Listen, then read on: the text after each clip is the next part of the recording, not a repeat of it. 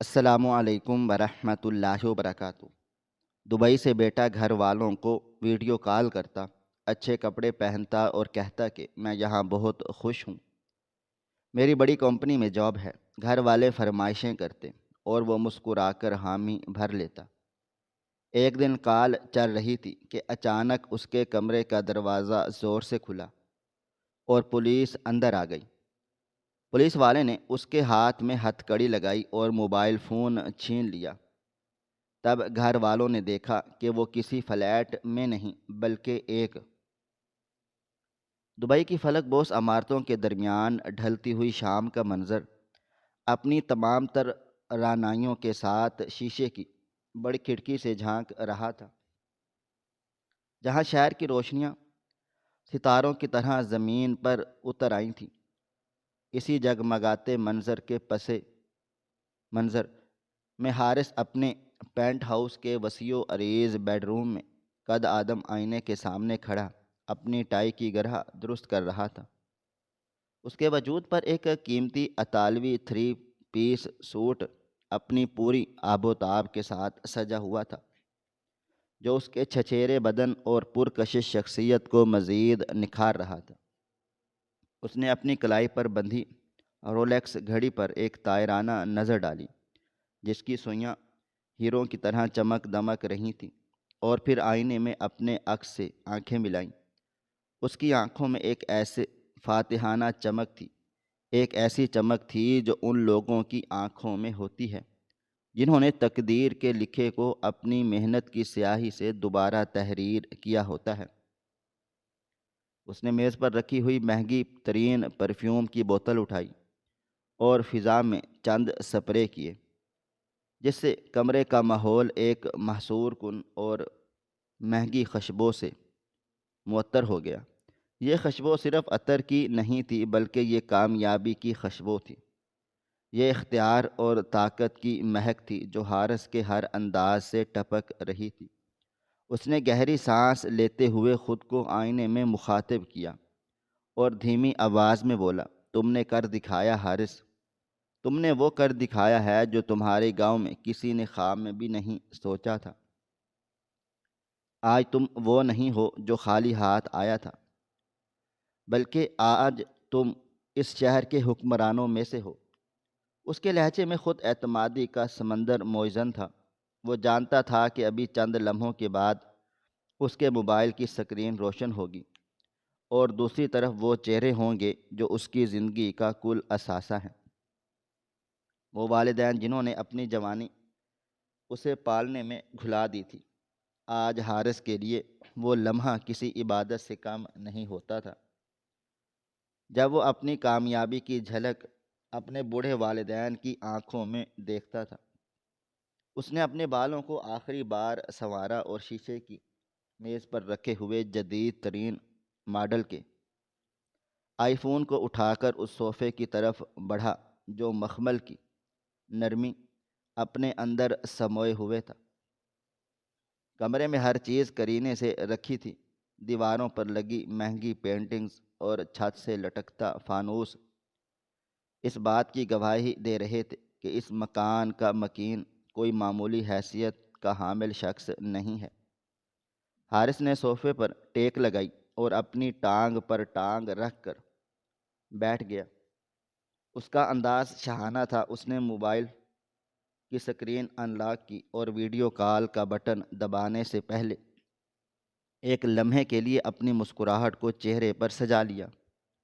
یہ وہ مسکراہٹ تھی جو اس کے والدین کے لیے سکون کا باعث تھی۔ وہ جانتا تھا کہ اس کی ایک جھلک ان کے لیے زندگی کی نوید ہے۔ اس نے کانپتے ہوئے انگلیوں سے کال کا بٹن دبا دیا اور سکرین پر رابطہ جڑنے کا انتظار کرنے لگا۔ دل کی دھڑکنیں معمول سے کچھ تیز تھیں، مگر یہ خوف نہیں بلکہ جوش کی تیزی تھی۔ رابطہ جڑتے ہی سکرین جھلملائی اور ہزاروں میل دور ایک چھوٹے سے گاؤں کا منظر اس کے سامنے آ گیا، جہاں پیلی روشنی والے بلب کے نیچے دو بوڑھے چہرے امید اور محبت کا دیپ جلائے بیٹھے تھے۔ السلام علیکم ابا جی، السلام علیکم امی جان۔ حارث کی آواز میں عقیدت اور محبت کا ایک ایسا رچاؤ تھا جیسے وہ کسی مقدس ہستی سے مخاطب ہو۔ اسکرین پر نظر آنے والے بزرگ چہرے کھل اٹھے۔ ماں نے اپنے دوپٹے کے پلو سے آنکھیں صاف کیں اور باپ نے اپنی سفید داڑھی پر ہاتھ پھیرتے ہوئے جواب دیا، وعلیکم السلام میرا شیر پتر، میرا شہزادہ۔ ماں کی آواز بھرا گئی تھی، وہ حارث کے چہرے کو موبائل کی چھوٹی سی اسکرین پر ایسے چھو رہی تھی جیسے حقیقت میں اس کا ماتھا چوم رہی ہو۔ کیسا ہے میرا بچہ؟ تو دن بدن نکھرتا جا رہا ہے، لگتا ہے دبئی کی ہوا تیرے لیے بہت راس آئی ہے۔ دیکھ تو صحیح، جی میرا بیٹا بالکل انگریز افسر لگ رہا ہے، ماں نے خوشی سے باپ کی طرف دیکھتے ہوئے کہا۔ حارث مسکرایا اور بولا، سب آپ کی دعاؤں کا اثر ہے امی، میں تو خاک ہوں۔ یہ جو عزت، یہ جو ٹھاٹھ باٹھ آپ دیکھ رہی ہیں، یہ سب آپ کے اس تہجد کے سجدوں کا پھل ہے جو آپ نے میری کامیابی کے لیے کیے تھے۔ باپ نے فخر سے اپنا سینہ چوڑا کیا اور گلو گیر لہجے میں بولا، بیٹا تو نے ہمارا سر فخر سے بلند کر دیا ہے۔ آج جب میں چودھریوں کی حویلی کے پاس سے گزرتا ہوں تو وہ بھی مجھے سلام کرتے ہیں۔ یہ سب تیری کمائی کی وجہ سے ہے، ورنہ اس غریب اسلم کو کون پوچھتا تھا۔ حارث نے باپ کی بات کاٹتے ہوئے کہا، ابا جی اب آپ غریب نہیں ہیں، آپ اس شہر کے سب سے بڑے بزنس ٹائکون کے باپ ہیں۔ آپ حکم کریں، کس چیز کی کمی ہے؟ کیا حویلی والے اب بھی کوئی مسئلہ کر رہے ہیں؟ باپ نے نفی میں سر ہلا دیا اور تھوڑا سا ہچکچاتے ہوئے بولا، نہیں بیٹا، مسئلہ تو کوئی نہیں، بس وہ پچھلے ہفتے چچا رشید نے ذکر کیا تھا کہ ساتھ والا پلاٹ بک رہا ہے۔ وہ کہہ رہا تھا اگر ہم وہ پلاٹ لے کر اپنے گھر میں ملا لیں تو ہمارا صحن بڑا ہو جائے گا اور برادری میں بھی ناک بھی اونچی رہ جائے گی، لیکن میں نے ان سے کہہ دیا ہے کہ ابھی میرے بیٹے کا ہاتھ تنگ ہوگا، اتنی جلدی کیسے؟ حارث نے ایک زوردار کہکا لگایا، ایک ایسا کہکہا جس میں دولت کی کھنک تھی۔ ابا جی آپ بھی نہ، کتنی چھوٹی باتیں کرتے ہیں، ہاتھ تنگ ہونا اور وہ بھی آپ کے بیٹے کا۔ یہ الفاظ اب ہماری لغت میں نہیں ہیں۔ وہ پلاٹ کیا چیز ہے، آپ کل ہی چچا رشید کو بلائیں اور سودا پکا کریں۔ یہ جتنی رقم چاہیے مجھے بتائیں، میں ابھی آن لائن ٹرانسفر کر دیتا ہوں۔ میں نے کہا نا ابا جی، آپ کی عزت میری زندگی ہے، اگر اس عزت کے لیے مجھے پورا گاؤں بھی خریدنا پڑا تو میں 1 منٹ نہیں لگاؤں گا۔ باپ کی آنکھوں میں آنسو تیرنے لگے، یہ آنسو تشکر کے تھے۔ اس نے کانپتی ہوئی آواز میں کہا، جیتے رہو میرے لال، اللہ تیرے خزانے ہمیشہ بھرے رکھے۔ تو نے میری وہ خواہش پوری کر دی ہے جو میں جوانی میں بھی پوری نہیں کر سکا تھا۔ ماں نے بات میں حصہ لیتے ہوئے کہا، اور حارث بیٹا، میری دوائی ختم ہونے والی ہے۔ ڈاکٹر کہہ رہا تھا کہ شہر والے ہسپتال سے مہنگے ٹیکے لگیں گے تو گھٹنوں کا درد چلا جائے گا، میں نے سوچا تجھے بتا دوں۔ حارث کا چہرہ ایک دم سنجیدہ اور فکر مند ہو گیا۔ اس نے صوفے سے ٹیک ہٹا لی اور آگے جھک کر موبائل کے کیمرے میں دیکھتے ہوئے بولا، امی آپ نے مجھ سے پوچھ کر مجھے شرمندہ کر دیا ہے۔ آپ کی صحت سے بڑھ کر میرے لیے یہ کاروبار، یہ روپیہ پیسہ، یہ گاڑیاں کچھ بھی نہیں ہیں۔ آپ کل ہی شہر چلے جائیں، سب سے مہنگے اسپیشلسٹ کو دکھائیں اور علاج شروع کروائیں۔ میں ابھی مینیجر کو فون کر کے کہتا ہوں کہ آپ کے اکاؤنٹ میں الگ سے 5 لاکھ روپے بھجوا دیں۔ آپ کو پیسوں کی فکر کرنے کی ضرورت نہیں ہے جب تک آپ کا یہ بیٹا زندہ ہے۔ ماں نے روتے ہوئے دعائیں دینا شروع کی، اللہ تجھے نظر بد سے بچائے، اللہ تیرے دشمنوں کو زیر کرے۔ حارث ان دعاؤں کو اپنے وجود میں جذب کر رہا تھا۔ اسے محسوس ہو رہا تھا کہ دنیا کی سب سے بڑی دولت یہی دعائیں ہیں۔ اس کا سینہ کشادہ ہو گیا اور اسے اپنی تھکاوٹ، اپنی محنت سب وصول ہوتی ہوئی نظر آئی۔ ابھی باتیں جاری تھی کہ اچانک حارث نے اپنی کلائی دیکھی اور چہرے پر ایک مصروفیت اور سنجیدگی طاری کر لی۔ اس نے ایک طرف دیکھا جیسے وہاں کوئی کھڑا ہو اور روبدار لہجے میں انگریزی میں ڈانٹتے ہوئے بولا، یہ سب کیا ہے؟ میں نے کہا تھا مجھے وہ فائل ابھی چاہیے۔ اس کی آواز میں ایک ایسی کڑک تھی کہ موبائل کی دوسری طرف بیٹھے والدین سہم گئے، ڈر گئے۔ حارث نے کیمرے کی طرف دیکھے بغیر ہاتھ کے اشارے سے کسی کو ڈانٹا اور پھر ایک فائل پر دستخط کر دیے۔ اس نے اپنی جیب سے ایک مہنگا فاؤنٹین پین نکالا اور ہوا میں موجود کاغذ پر دستخط کرتے ہوئے بڑبڑایا، یہ نالائق لوگ۔ پھر اس نے چہرے پر دوبارہ نرمی لا کر والدین کی طرف دیکھا اور معذرت خواہ انداز میں بولا، معاف کیجیے گا ابا جی، یہ سٹاف بھی نہ ذرا سی ڈھیل دے دو تو سر پر چڑھ جاتے ہیں۔ کروڑوں کی ڈیلز چل رہی ہیں اور یہ چھوٹی چھوٹی غلطیاں کرتے ہیں، مجھے ہی سب کچھ دیکھنا پڑتا ہے۔ مینیجرز رکھے ہوئے ہیں مگر بھروسہ صرف اپنی آنکھوں پر ہی کرنا پڑتا ہے۔ باپ نے فخر سے اپنی مونچھوں کو تاؤ دیا اور ماں کی طرف دیکھ کر بولا، دیکھا بیگم، میں نہ کہتا تھا کہ ہمارا بیٹا افسروں کا بھی افسر ہے، کیسے انگریزوں کو ڈانٹ رہا ہے، یہ ہوتی ہے شان، اسے کہتے ہیں حکمرانی۔ ماں نے صدقے واری جاتے ہوئے کہا، ہاں ہاں بالکل، اللہ میرے بچے کا روب و دبدبا ہمیشہ قائم و دائم رکھے۔ حارث نے تھوڑی تھکاوٹ کا اظہار کرتے ہوئے گردن ہلائی اور کہا، بس ابا جی، ذمہ داریاں بہت ہیں، کبھی کبھی تو سونے کا وقت بھی نہیں ملتا۔ یہ بڑی بڑی بلڈنگز، یہ پروجیکٹس اور یہ میٹنگز سب میرے کندھوں پر ہے، لیکن جب آپ لوگوں کا ہنستا ہوا چہرہ دیکھتا ہوں تو ساری کی ساری تھکاوٹ اتر جاتی ہے۔ اس منظر نے والدین کے دلوں میں حارث کی عظمت کو مزید بڑھا دیا تھا۔ وہ اسے صرف ایک بیٹا نہیں بلکہ ایک مسیحا، ایک بادشاہ اور اپنی ڈوبتی ہوئی کشتی کا تنہا ملاح سمجھ رہے تھے، اور حارث وہ بخوبی جانتا تھا کہ یہ بھرم قائم رکھنا کتنا ضروری ہے۔ وہ جانتا تھا کہ ان بوڑھی آنکھوں میں جو خواب اس نے سجائے ہیں، ان کی قیمت اسے اپنی روح کا سکون بیچ کر ادا کرنی پڑ رہی ہے، مگر وہ اس سودے پر راضی تھا۔ اس نے اپنے لہجے میں مزید مٹھاس بھری اور پوچھا، اور سنائیں، گاؤں والوں میں سب خیریت ہے؟ چچی فضیلت کی بیٹی کی شادی ہوگی۔ یہ سوال دراصل ایک اور موضوع کی تمہید تھی جو شاید آج کی رات کا سب سے بھاری پتھر ثابت ہونے والا تھا۔ ماں کے چہرے پر اچانک ایک سایہ سا لہرا گیا اور وہ کچھ کہتے کہتے رک گئی۔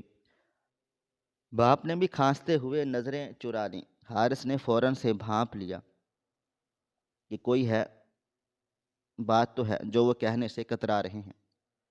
اس نے نرمی سے پوچھا، کیا بات ہے امی؟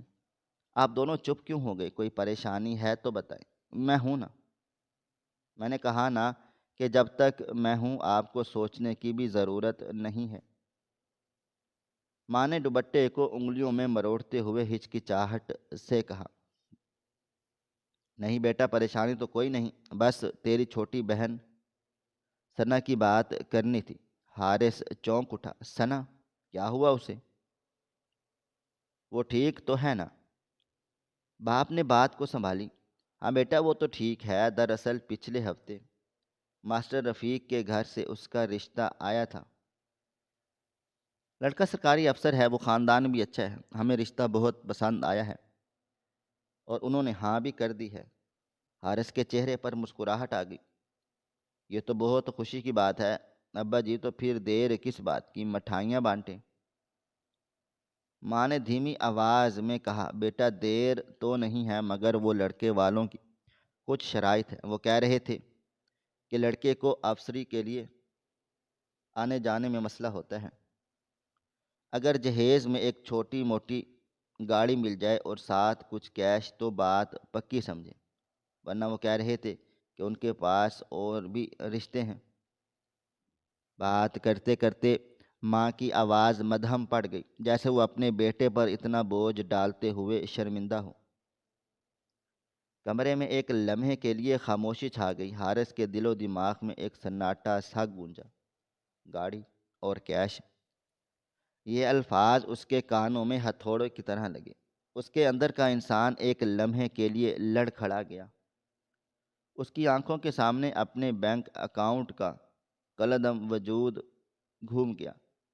اس کی پیشانی پر پسینے کا ایک ننھا سا قطرہ نمودار ہوا، جیسے اس نے فوراً سے مسکراہٹ کے نقاب کے پیچھے چھپا لیا۔ اس نے ایک سیکنڈ بھی ضائع کیے بغیر انتہائی پرسکون اور لاپرواہ انداز میں کہکا لگایا، امی بس اتنی سی بات؟ آپ نے تو مجھے ڈرا ہی دیا تھا۔ میں سمجھا، پتہ نہیں کیا مانگ لیا ہے۔ گاڑی؟ ارے سنا، میری اکلوتی بہن ہے، اس کی شادی پر چھوٹی گاڑی نہیں دوں گا، یہ میری ناک کا مسئلہ ہے۔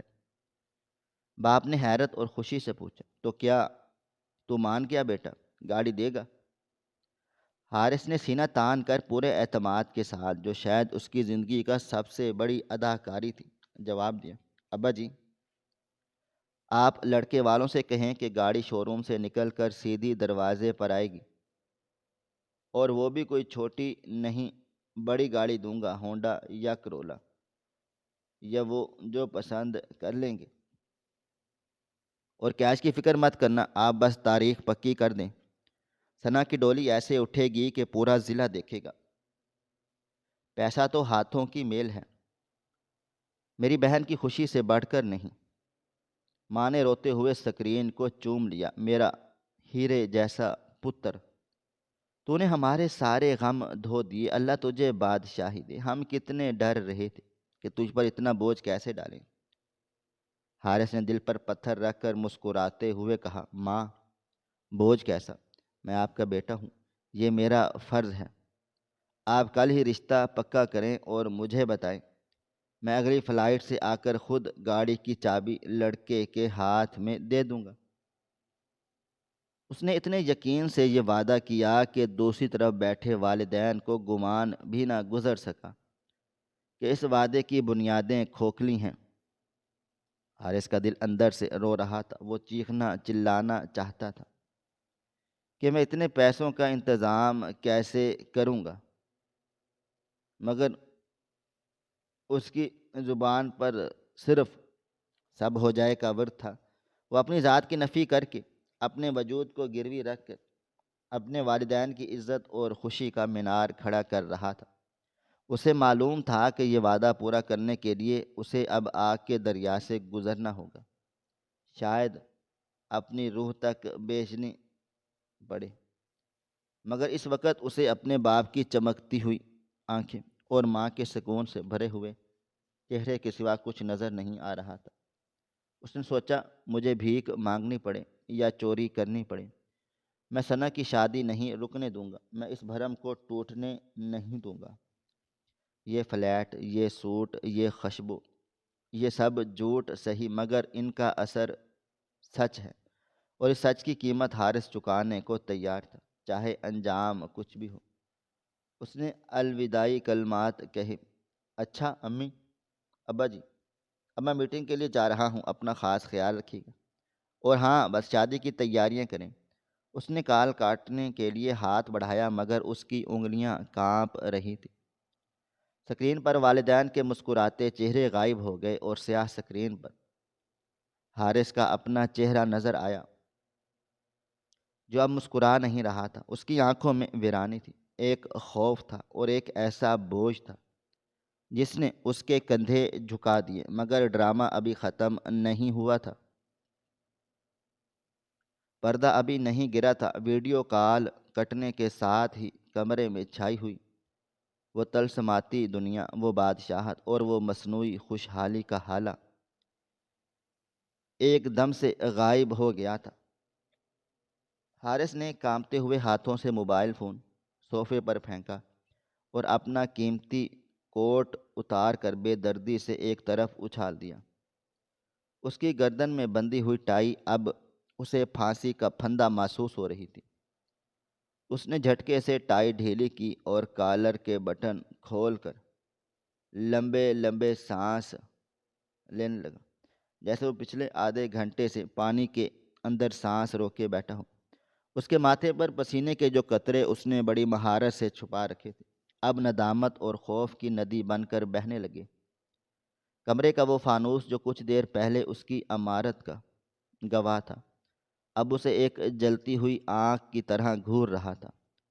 حارث لڑکھڑاتے ہوئے قدموں کے ساتھ اس ڈائننگ ٹیبل کی طرف بڑھا جسے اس نے گھر والوں کو ویڈیو کال پر شاہی دسترخوان بنا کر دکھایا گیا تھا۔ وہاں ایک نفیس پلیٹ پڑی تھی اور اس کے ساتھ چاندی کا چمچ رکھا تھا۔ حارث نے کرسی کھینچی اور اس پر دھم سے بیٹھ گیا۔ اس کے پیٹ میں بھوک کے چوہے دوڑ رہے تھے۔ پچھلے 24 گھنٹوں سے اس کے معدے میں پانی کے سوا کچھ بھی نہیں گیا تھا۔ اس نے کانپتے ہوئے ہاتھوں سے پلیٹ کے اوپر رکھا ہوا چاندی کا ڈھکن ہٹایا۔ توقع کے برعکس وہاں کوئی سٹیم روسٹ یا بریانی نہیں تھی، بلکہ ایک سوکھی ہوئی باسی روٹی کا آدھا ٹکڑا اور تھوڑی سی پیاز پڑی تھی جو اس نے صبح کسی مزدور ساتھی سے ادھار مانگی تھی۔ حارث نے وہ سوکھی روٹی اٹھائی اور اپنی انگلیوں میں مسلا اور منہ کی طرف لے گیا۔ اس کا حلق خشک تھا، نوالا نگلنا مشکل ہو رہا تھا، مگر اس نے زبردستی اسے چبانا شروع کر دیا۔ ہر نوالے کے ساتھ اس کے کانوں میں اپنے باپ کی آواز گونج رہی تھی، میرا بیٹا افسروں کا افسر ہے، اور ماں کی آواز، اللہ تجھے بادشاہی دے۔ اس کی آنکھوں سے بے اختیار آنسو نکل کر پلیٹ میں گرنے لگے۔ پانی، نمکین اور باسی روٹی کا یہ امیزہ اس کی کل کائنات تھی۔ وہ پاگلوں کی طرح بڑانے لگا، میں بادشاہ ہوں، میں اس شہر کا شہزادہ ہوں، میں اپنی بہن کو گاڑی دوں گا، میں ابا جی کو پلاٹ لے کر دوں گا۔ اس نے پانی کا گلاس اٹھایا اور ایک ہی گھونٹ میں خالی کر دیا۔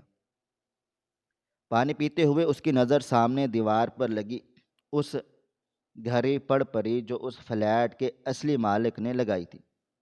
وہ جانتا تھا یہ فلیٹ اس کا نہیں ہے، یہ کھانا اس کا نہیں ہے، یہ کپڑے اس کے نہیں ہیں، یہاں تک کہ وہ جو سانسیں لے رہا ہے وہ بھی اس جھوٹ کی مرہون منت ہے جو وہ اپنے گھر والوں سے بول رہا تھا۔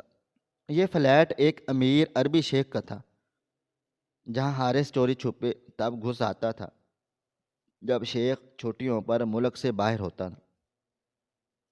حارث نے وہاں کے چوکیدار کو کچھ پیسے دے کر اور اپنی چرب زبانی سے شیشے میں اتار کر چابی کی نقل حاصل کر لی تھی۔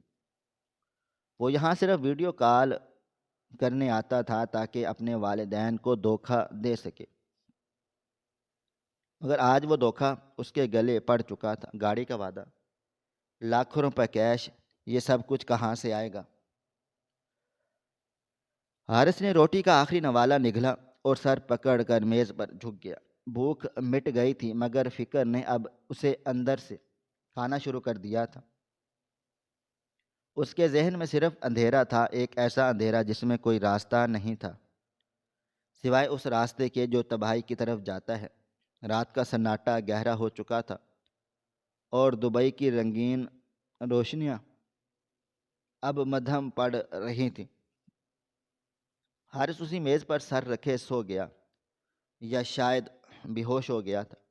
نیند کی وادی میں اترتے ہی اس کا شعور اسے ماضی کے ان دریچوں میں لے گیا جنہیں وہ جاگتی آنکھوں سے کھولنے کی ہمت نہیں رکھتا تھا۔ خواب کا منظر دھندلا تھا، مگر احساس بہت شدید۔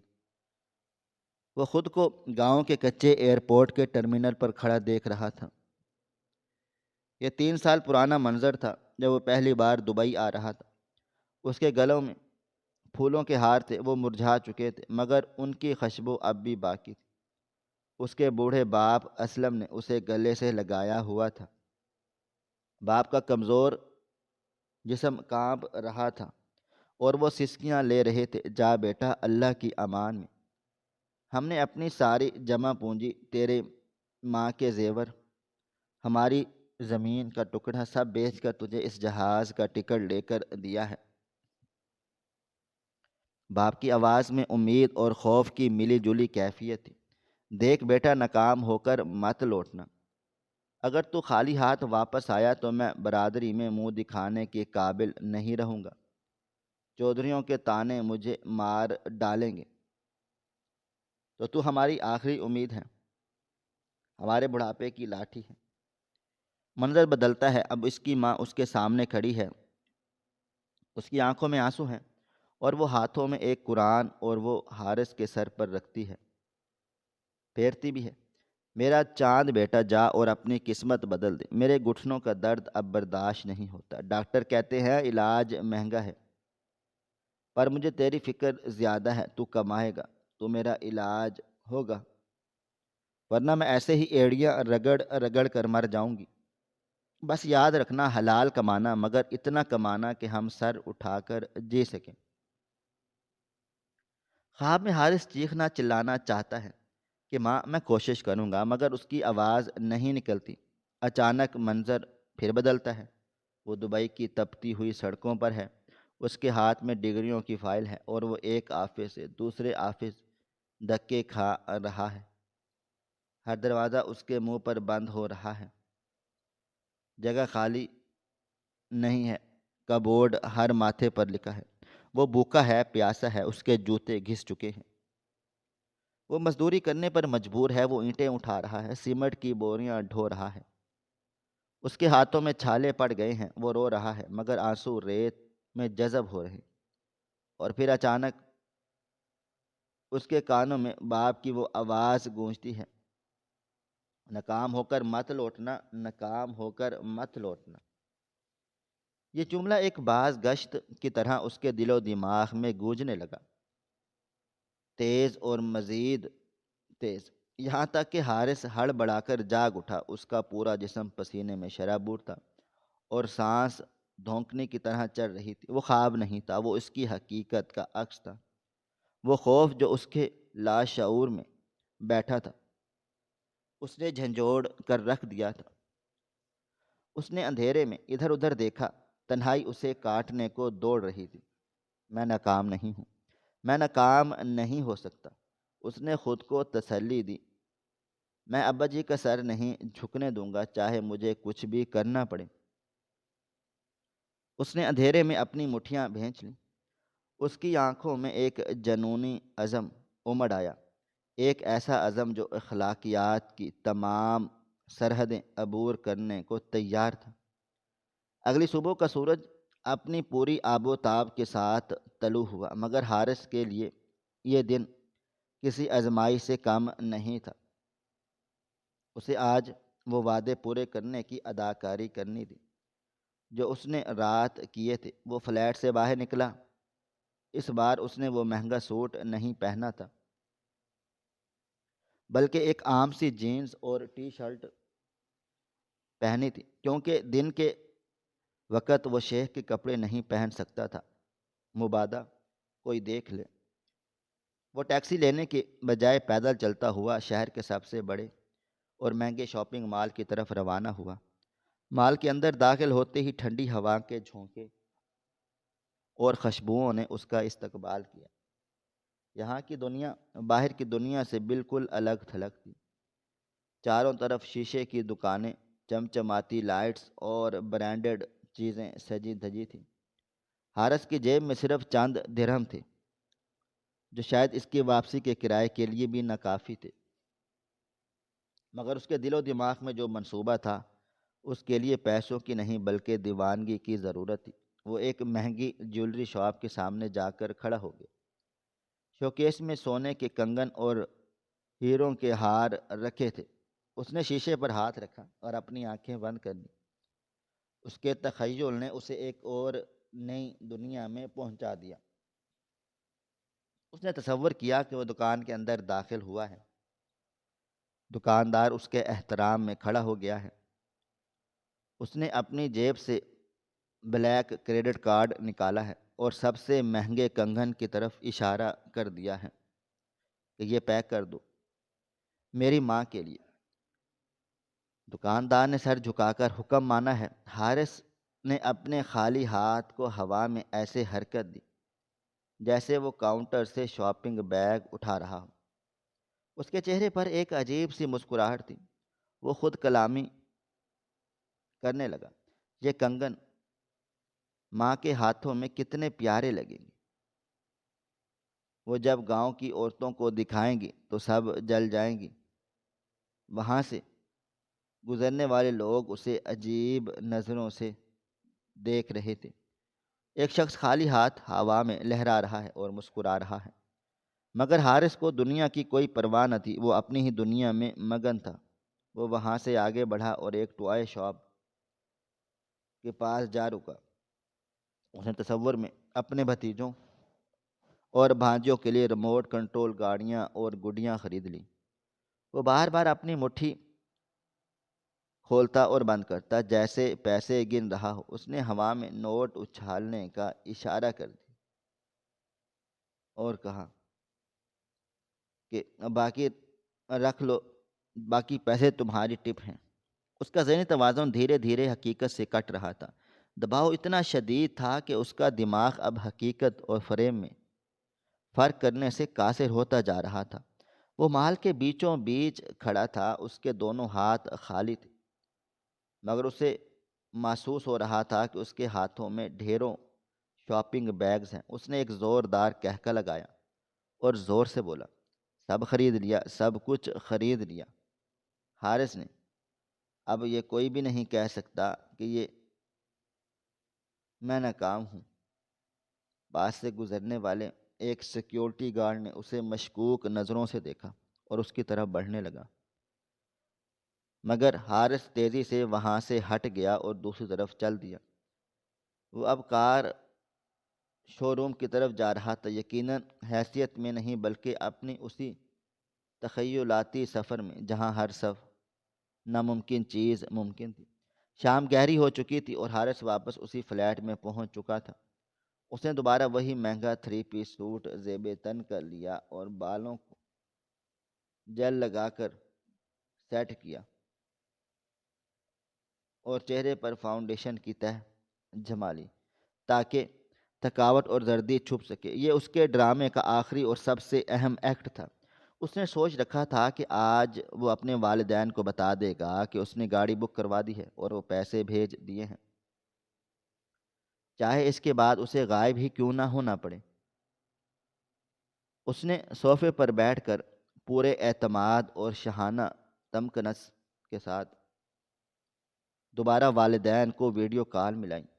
سکرین روشن ہوئی اور وہی مانوس چہرے سامنے آئے، مگر آج ان چہروں پر بے یقینی اور انتظار تھا۔ السلام علیکم امی، ابا جی۔ حارث نے جوش سے ہاتھ ہلایا۔ وعلیکم السلام بیٹا، ہم تیری ہی راہ دیکھ رہے تھے، سارا دن گاؤں سے تیری ہی باتیں ہوتی رہیں، باپ نے خوشی سے کہا۔ حارث نے مسکراتے ہوئے جھوٹ کا آغاز کیا۔ ابا جی مبارکباد ہو، خوشخبری ہے، میں نے آج ہونڈا سیوک گاڑی بک کروا دی ہے، اور سفید رنگ کی، بالکل ویسی جیسے لڑکے والوں نے مانگی تھی۔ باپ کی آنکھیں حیرت اور خوشی سے پھیل گئیں۔ سچ بیٹا، اتنی مہنگی گاڑی؟ حارث نے سینہ تان کر کہا، ہاں ہاں ابا جی، میں نے فل پیمنٹ کر دی ہے، رسید میرے پاس ہے، کل شو روم والے خود گاڑی لے کر گاؤں پہنچ جائیں گے، اور ہاں، میں نے آپ کے اکاؤنٹ میں 15 لاکھ روپے بھی ٹرانسفر کر دیے ہیں۔ ابھی بینک بند ہو گیا ہے، شاید میسج صبح تک آ جائے، مگر آپ فکر نہ کریں، پیسے نکلوا کر سب سے پہلے مٹھائی بانٹیں۔ ماں خوشی سے رونے لگی۔ میرے بچے، تو نے تو کمال کر دیا، اللہ تجھے کبھی کوئی دکھ نہ دے، تو نے ہماری عزت رکھ لی۔ حارث نے ماں کی طرف دیکھ کر کہا، اور امی، آپ کے کنگن وہ بھی میں نے خرید لیے ہیں،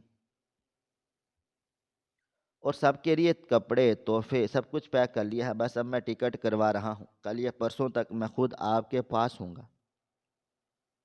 ہم سب نئے گھر میں شفٹ ہوں گے، جو شہر میں بڑا بنگلہ ہے نا، وہ خریدیں گے۔ حارث کے جھوٹ اب بے لگام ہو چکے تھے۔ وہ ایک کے بعد ایک ایسا خواب دکھا رہا تھا کہ جس کی تعبیر ممکن ہی نہیں تھی۔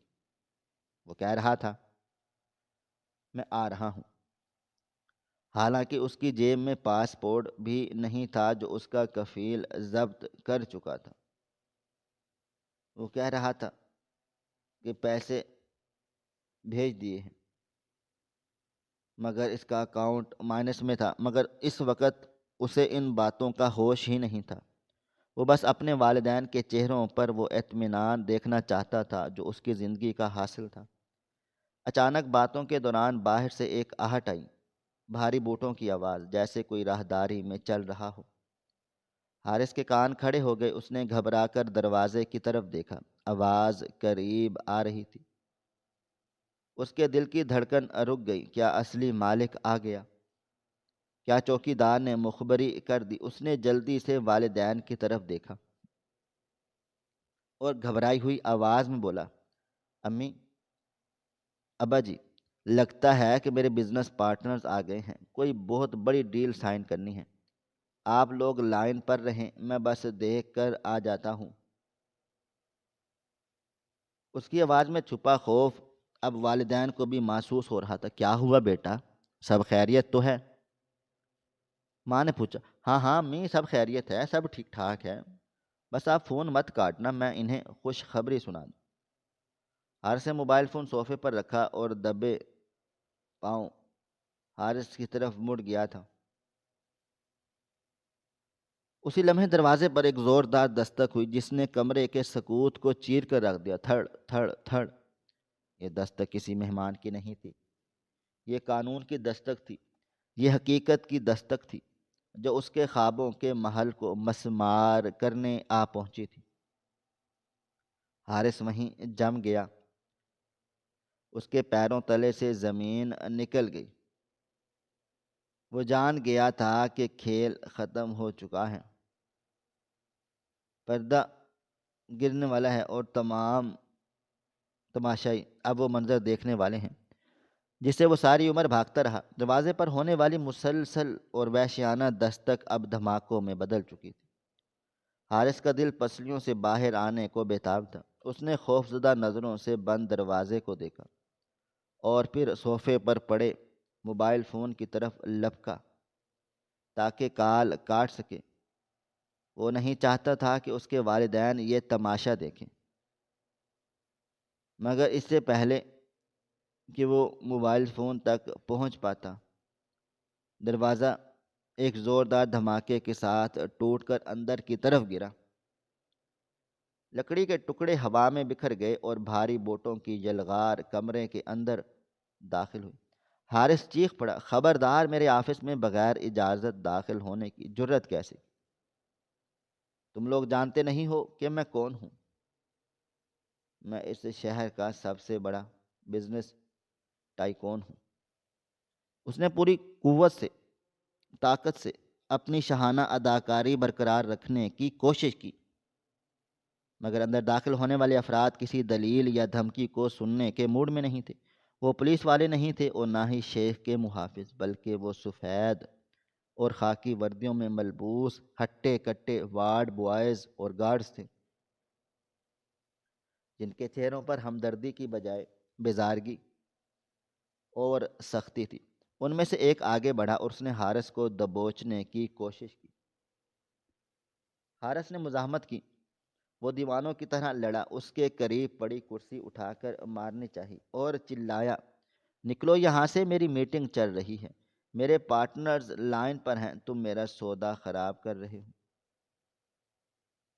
اور مگر وہ چار تھے اور حارث اکیلا، اور ادھر سے کمزور بھی۔ انہوں نے پلک جھپکتے ہی حارث کے دونوں بازو پیچھے کی طرف موڑ دیے اور ایک شخص نے اس کی گردن پر گرفت مضبوط کی اور اسے زمین پر گھٹنوں کے بل گرا دیا۔ حارث کا چہرہ قالین پر رگڑا گیا، وہ درد سے کراہا، مگر اس کی نظریں اب بھی صوفے پر پڑے موبائل فون پر جمی ہوئی تھیں۔ وہ گڑ گڑایا، میرا فون میرے ماں باپ دیکھ رہے ہیں، انہیں مت بتاؤ، خدا کے لیے انہیں مت بتاؤ کہ پولیس آئی ہے، وہ مر جائیں گے۔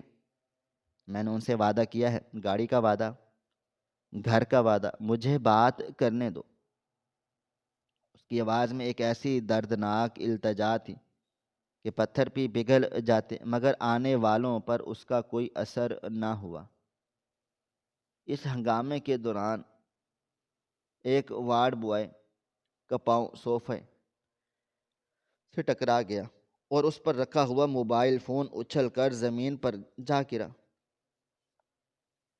موبائل فون کے گرنے کی آواز کے ساتھ ہی جیسے ایک طلسم ٹوٹ سا گیا ہو، کیمرے کا زاویہ گھوم گیا اور وہ منظر جو حارث نے اپنی آنکھوں سے دیکھ رہا تھا اور جو منظر حقیقت میں تھا، اس کے درمیان ایک حائل پردہ چاک ہو گیا۔ حارث جسے پینٹ ہاؤس سمجھ رہا تھا، جس فانوس کے نیچے وہ کھڑا تھا، جس مخمل کے صوفے پر وہ بیٹھا تھا، وہ سب نظروں کا دھوکہ تھا۔ موبائل فون زمین پر گرتے ہی وہ شاہی کمرہ غائب ہو گیا اور اس کی جگہ ایک تنگ، تاریک، سیلن زدہ اور بدبودار کوٹھری نے لے لی۔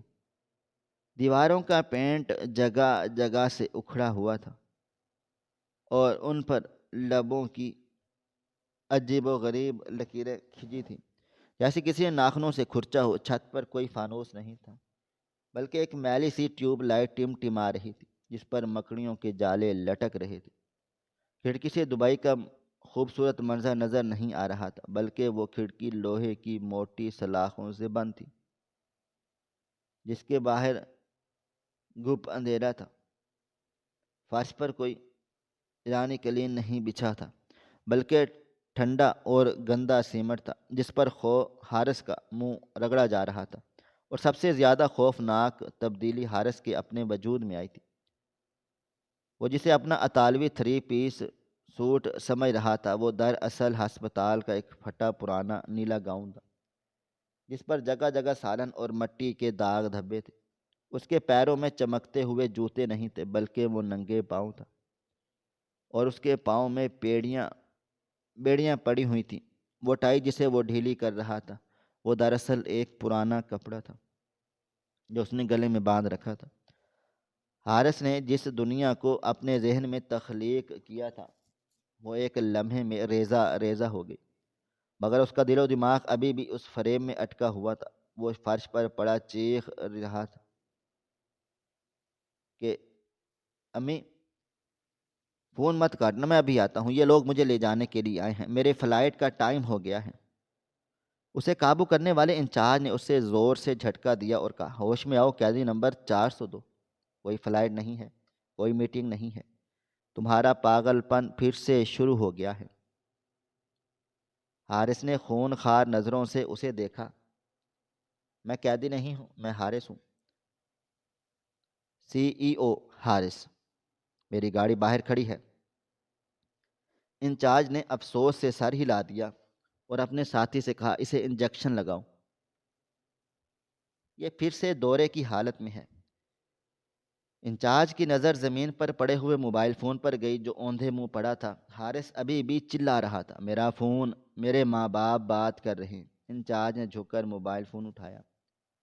حارث کی سانسیں رک گئی تھیں۔ اسے لگا یہ اب انچارج اس کے والدین کو سب سچ سچ بتا دے گا۔ وہ گڑ گڑایا، پلیز سر، انہیں مت بتانا کہ میں جیل میں ہوں، کہہ دینا میں میٹنگ میں ہوں، وہ بوڑھے ہیں، برداشت نہیں کر پائیں گے۔ انچارج نے ایک گہری دکھ بھری نظر حارث پر ڈالی اور پھر موبائل فون کی سکرین کو اپنی طرف کیا، اور کمرے میں اچانک موت کا سا سناٹا چھا گیا، صرف حارث کی بھاری سانسوں کی آواز آ رہی۔ انچارج نے موبائل فون کی سکرین وہاں موجود ڈاکٹر کو دکھائی، جو ابھی بھی کمرے میں داخل ہوا تھا۔ ڈاکٹر نے سکرین دیکھی اور پھر بے بسی سے حارث کی طرف دیکھا۔ موبائل فون کی سکرین مکمل طور پر سیاہ اور مردہ تھی۔ موبائل فون بند تھا اور اس کی بیٹری شاید مہینوں پہلے ختم ہو چکی تھی، اور سکرین پر ایک بہت بڑا سا کریک تھا۔ وہاں کوئی ویڈیو کال نہیں چل رہی تھی، وہاں کوئی انٹرنیٹ کنیکشن بھی نہیں تھا، کوئی ایپ نہیں کھلی ہوئی تھی۔